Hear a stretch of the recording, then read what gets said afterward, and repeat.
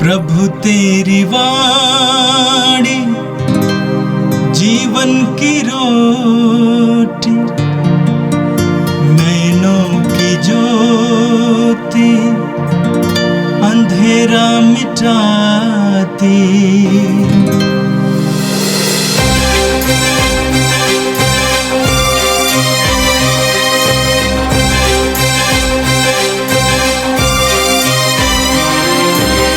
प्रभु तेरी वाणी जीवन की रोटी, नैनों की ज्योति अंधेरा मिटाती। प्रभु तेरी वाणी जीवन की रोटी, नैनों की ज्योति अंधेरा मिटाती। वाणी वाणी वाणी वाणी वाणी पवित्र है, शाश्वत है, जीवन का मन्ना है। 12 दिसंबर सोमवार। पहला पाठ गणना ग्रंथ अध्याय 24 पद संख्या 2 से 7 और 15 से 17 तक। याकूब के वंश में एक तारे का उदय होगा।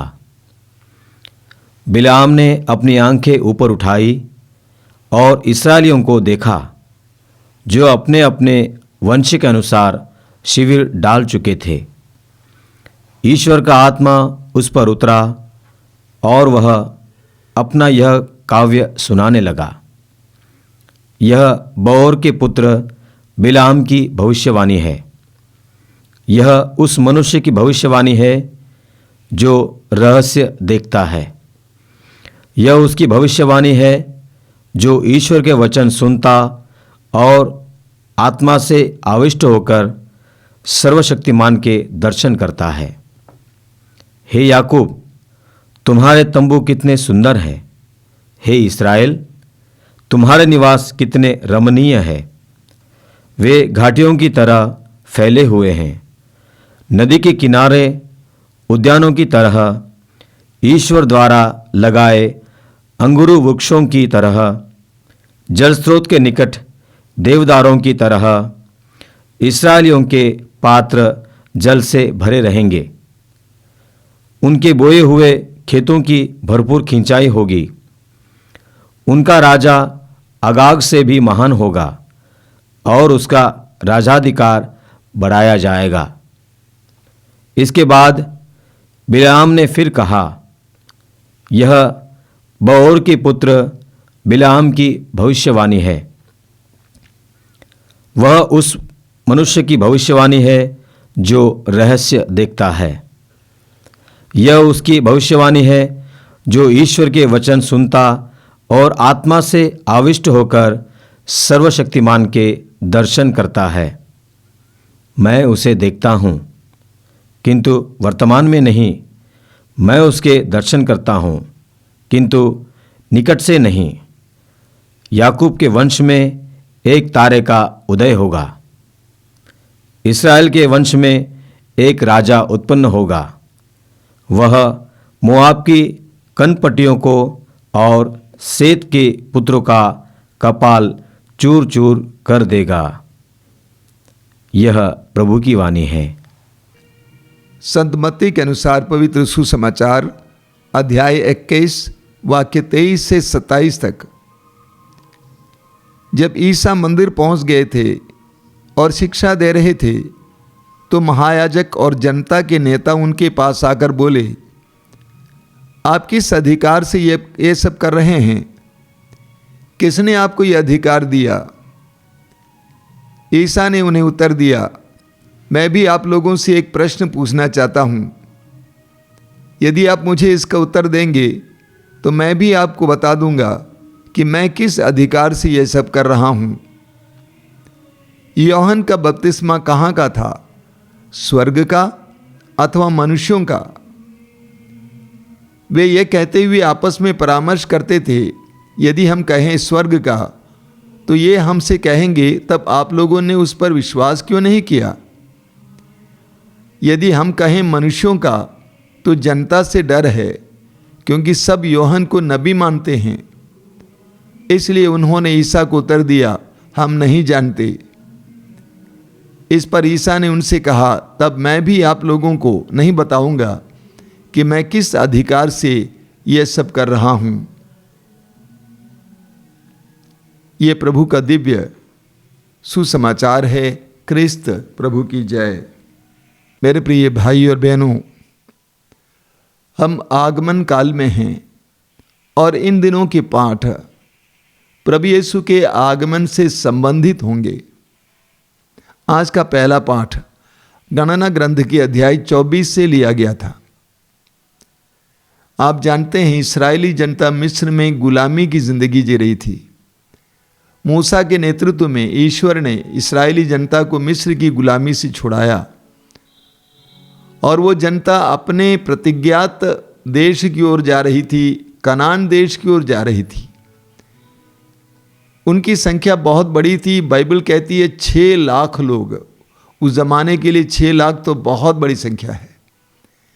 जहां जहां से वे गुजरते थे वहां उन देशों के लोग घबरा जाते थे। और इस्राएली जनता अब मोआब देश पहुंच गई है। मोआब के लोगों ने इस्राएलियों को देखा, इतनी बड़ी जनता को देखा और वे घबरा गए। मोआब का राजा बालाक घबरा गया और इसलिए उसने अपने देश में रह रहे एक नबी जिसका नाम है बिलाम, दूतों को भेजकर संदेश दिया कि आप उस जनता को श्राप दीजिए, क्योंकि आप श्राप देंगे तो वे श्रापित हो जाएंगे। आप जिनको आशीर्वाद देते हैं उनको आशीर्वाद प्राप्त होता है। आप उनको श्राप देकर नष्ट कीजिए और मैं युद्ध करके उनको हराऊंगा। दूत बिलाम के पास आए, लेकिन प्रभु ने बिलाम को बताया कि तुम उस जनता को अभिशाप नहीं दोगे, क्योंकि वो जनता मेरे द्वारा आशीर्वादित हैं और धन्य जनता हैं। इसीलिए बिलाम इस्राएलियों को श्राप नहीं देते, बल्कि ठीक इसके विपरीत उनको आशीर्वाद देते हैं और उनके बारे में भविष्यवाणी करते हैं। आज के पहले पाठ में आपने सुना गणना ग्रंथ अध्याय 24 में कि बिलाम पवित्र आत्मा से प्रेरित होकर क्या कहता है। वचन में लिखा हुआ है, ईश्वर का आत्मा उस पर उतरा और वो अपना ये काव्य सुनाने लगा। यह बओर के पुत्र बिलाम की भविष्यवाणी है। यह उस मनुष्य की भविष्यवाणी है जो रहस्य देखता है। यह उसकी भविष्यवाणी है जो ईश्वर के वचन सुनता और आत्मा से आविष्ट होकर सर्वशक्तिमान के दर्शन करता है। याकूब तुम्हारे तंबू कितने सुंदर हैं, इस्राएल तुम्हारे निवास कितने रमणीय हैं। बिलाम भविष्यवाणी करने लगता है, इस्राएल के पक्ष में भविष्यवाणी करने लगता है। और यहाँ पर एक नबी का सुंदर वर्णन दिया गया है। क्या है? एक नबी कौन है? एक नबी वो है जो रहस्य देखता है। एक नबी वो है जो ईश्वर के वचन सुनता है। एक नबी वो है जो आत्मा से आविष्ट होकर सर्वशक्तिमान के दर्शन करता है। बिलाम नबी थे और बिलाम ने इस प्रकार उनको आशीर्वाद प्रदान किया। आगे हम पढ़ेंगे प्रभु यीशु के जन्म के बारे में बिलाम भविष्यवाणी करता है। वाक्य 15 से आप पढ़ेंगे, वहाँ पे लिखा हुआ है, यह बओर के पुत्र बिलाम की भविष्यवाणी है। यह उस मनुष्य की भविष्यवाणी जो रहस्य देखता है। यह उसकी भविष्यवाणी जो ईश्वर के वचन सुनता है और आत्मा से आविष्ट होकर सर्वशक्तिमान के दर्शन करता है। क्या कहता है? मैं उसे देखता हूँ किंतु वर्तमान में नहीं, मैं उसे दर्शन करता हूँ किंतु निकट से नहीं। याकूब के वंश में एक तारे का उदय होगा, इस्राएल के वंश में एक राजा उत्पन्न होगा। वह मोआब की कनपटियों और सेत के पुत्रों को कपाल को चूर चूर कर देगा। प्रभु यीशु के जन्म के बारे में यीशु के जन्म से 1100 साल पहले ये भविष्यवाणी की जाती है। याकूब के वंश में एक तारे का उदय होगा, इस्राएल के वंश में एक राजा उत्पन्न होगा। मानव इतिहास में शायद ही कोई है जिसके जन्म से पहले भविष्यवाणियाँ होती हैं। प्रभु यीशु के जन्म के बारे में कई भविष्यवाणियाँ हुई, कई नबियों के द्वारा भविष्यवाणी की गई। इन दिनों आप उसको सुनेंगे तो प्रभु ने बिलाम के द्वारा अपने संदेश को प्रकट किया। प्रभु यीशु के जन्म के बारे में पहले ही 1100 साल पहले ही भविष्यवाणी की ताकि जनता यीशु को ग्रहण कर सके। और आज के समाचार में आपने सुना कि यहूदी धर्मगुरु यीशु के सामने उनके अधिकार पर सवाल खड़ा करते हैं। देखिए, प्रभु यीशु का जन्म बेतलहम में हुआ, लेकिन उनका पालन पोषण नाज़रेत में हुआ था। इसीलिए प्रभु यीशु को यीशु नाज़री कहते हैं, नाज़रेत के निवासी यीशु। और प्रभु यीशु दाऊद के गोत्र में, दाऊद के वंश में उत्पन्न हुए थे। इसीलिए कहीं कहीं सुसमाचार में आपको पढ़ने को मिलेगा, लोग यीशु को पुकारते हुए कहते हैं, हे यीशु दाऊद के पुत्र। प्रभु यीशु के पालक पिता यूसुफ थे और वो बढ़ई थे। जब प्रभु यीशु नाज़रेत गांव पहुंचे और उन्होंने वचन सुनाया तो लोग आपस में कहने लगे, ये क्या यूसुफ का बेटा नहीं है जो बढ़ई है? ये क्या मरियम का बेटा नहीं है? क्या इसके भाई बहन हमारे बीच में नहीं हैं? लोगों ने प्रभु यीशु को नाज़रेत निवासी, यूसुफ का बेटा, बढ़ई का बेटा, बढ़ई माना। प्रभु यीशु कोई नबी नहीं थे। प्रभु यीशु किसी पुरोहित के वंश में उत्पन्न नहीं हुए थे, ना ही प्रभु यीशु पुरोहित थे। प्रभु यीशु एक आम आदमी थे, पेशे से बढ़ई थे। लेकिन प्रभु यीशु, सुसमाचार में हम पढ़ते हैं कि यरूशलेम मंदिर को साफ करवाते हैं। यरूशलेम मंदिर के प्रांगण में जो बाजार जैसा बना था उसको भगाकर उस जगह को पूरा शुद्ध करते हैं। प्रभु यीशु यरूशलेम मंदिर में वचन सुनाते हैं, लोगों को शिक्षा देते हैं। इसीलिए बार बार यीशु के अधिकार पर सवाल होता था कि आप किस अधिकार से ये कर रहे हैं?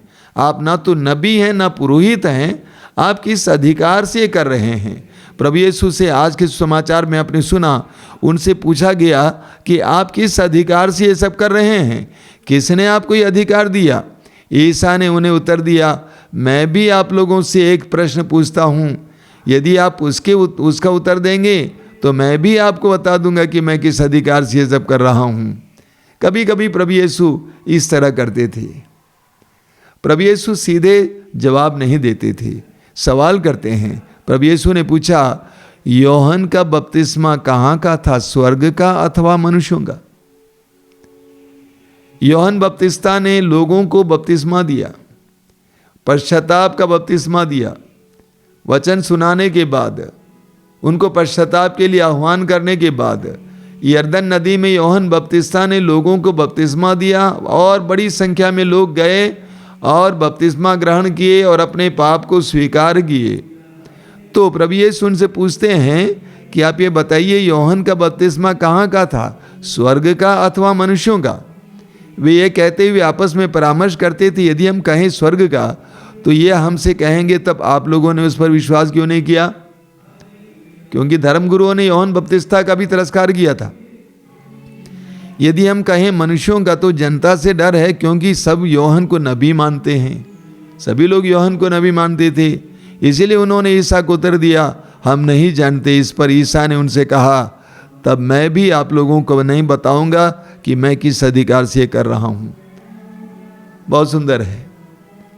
प्रभु यीशु को उस समय के धर्मगुरुओं ने उनके जन्म से आका, जन्म से ये बढ़ई का बेटा है, जन्म से ये नाज़रेत का निवासी है। प्रभु यीशु के गुणों को नहीं देखा, प्रभु यीशु के कार्यों को नहीं देखा, प्रभु यीशु के वचनों को नहीं सुना। लूकस के सुसमाचार के अध्याय 6 वाक्य 44 में प्रभु यीशु स्वयं कहते हैं कि पेड़ फल से पहचाना जाता है, पेड़ फल से पहचाना जाता है। उन्होंने प्रभु के कार्यों को नहीं देखा, उसका नज़रअंदाज किया। उन्होंने प्रभु की वाणी को नहीं सुना, उसको अनसुना कर दिया। लेकिन प्रभु यीशु कहते हैं पेड़ को फल से पहचाना जाना चाहिए। उन्होंने यीशु के कार्यों को देखा नहीं, यीशु की वाणी को नहीं सुना। लूकस के सुसमाचार के अध्याय 5 में जब प्रभु यीशु ने उस अर्धांग रोगी से कहा तुम्हारे पाप क्षमा हो गए, उन्होंने आपस में पूछा ये कौन है, ईश्वर को छोड़कर कौन पाप क्षमा कर सकता है? तो प्रभु यीशु ने ये बताने के लिए कि मुझे पाप क्षमा करने का अधिकार है, कि मैं ईश्वर से आया हूँ, उस अर्धांग रोगी को चंगा किया। तब भी यहूदी नेता यीशु को स्वीकार करने को तैयार नहीं थे। मेरे प्रिय भाई और बहनों, हम सभी की भी एक कमज़ोरी है। हम लोगों को उनके जन्म से, उनके माँ बाप से आंकते हैं, उनके गुणों से नहीं आंकते हैं। पेड़ को फल से पहचाना जाता है। हम लोग धर्म के नाम पर, जाति के नाम पर, उनके बाह्य रूप रंग के नाम पर लोगों को आंकते हैं। उनके गुणों, उनके कार्यों के अनुसार आंकते नहीं हैं। हम पढ़ेंगे सामुएल के पहले ग्रंथ में, आप पढ़ेंगे जब सामुएल दाऊद को इस्राएल के राजा के रूप में अभिषेक किया, उससे पहले उसके बड़े भाइयों को देखकर सोचा कि इनको अभिषेक दूंगा, तो ईश्वर ने कहा कि ये नहीं, तुम मनुष्यों की तरह सोचते हो। मनुष्य बाह्य रूप रंग देखता है, लेकिन ईश्वर हृदय को देखता है। तो यहूदी धर्मगुरुओं ने यीशु को उनके बाह्य बातों से आंका, जन्म के स्थान से, माँ बाप से आंका, लेकिन यीशु के कार्यों को और वाणी को सुनने के लिए तैयार नहीं थे। हमारे जीवन में भी कभी कभी हम लोग ऐसी गलती करते हैं। आज हम प्रभु से प्रार्थना करें कि प्रभु हमें ऐसी कृपा दें कि लोगों को हम उनके गुणों और उनके कार्यों से आंकें।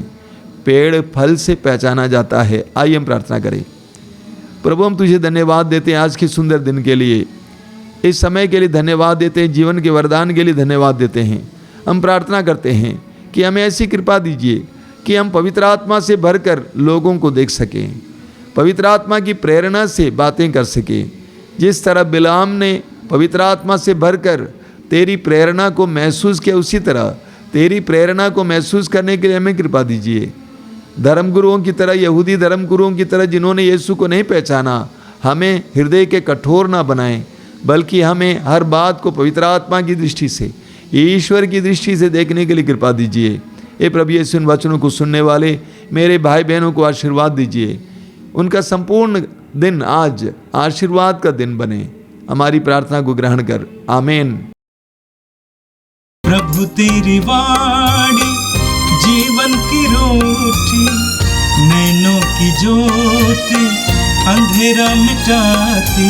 वाणी वाणी वाणी वाणी वाणी पवित्र है, शाश्वत है, जीवन का मन्ना है।